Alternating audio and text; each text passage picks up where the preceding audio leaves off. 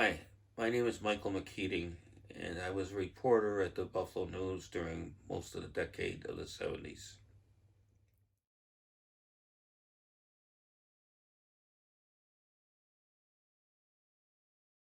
It was a huge story. It was a big case. It was on the front pages for, I would guess, a couple weeks, and then all of a sudden, everything went silent. And the only way I can explain that the case was dropped so abruptly and so finally would be uh, pressure from the diocese.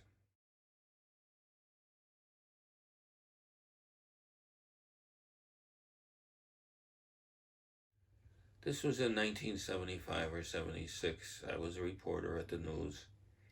And one night I was with some two or three other reporters and some police officers, detectives, and some FBI agents.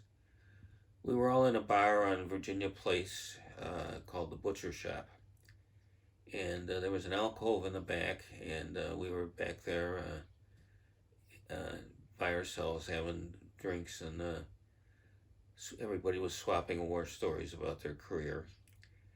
And there was a guy named Leo Donovan who was chief of the homicide squad, and he wound up being chief for quite a few years. He was a legend in the department, and he was sort of holding court, telling stories about his cases.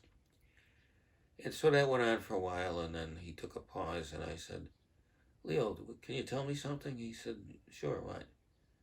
I said, "How come you never found the killer of Monsignor O'Connor?" And he, without missing a beat, he said, "Oh, we did. We knew who did it. We were about to bring him in, and we were told to close the case." And I said, "Who told you that?" And he just went like this, pointing upward. This was before all the football players were pointing upward when they scored a touchdown. So I didn't think he was pointing to God. It was clear to me he was pointing, he was referencing a superior. Now, he was a big wig in the police department. There were only about three people who could have told him to drop that case. Would be either the police commissioner, the mayor, or the district attorney.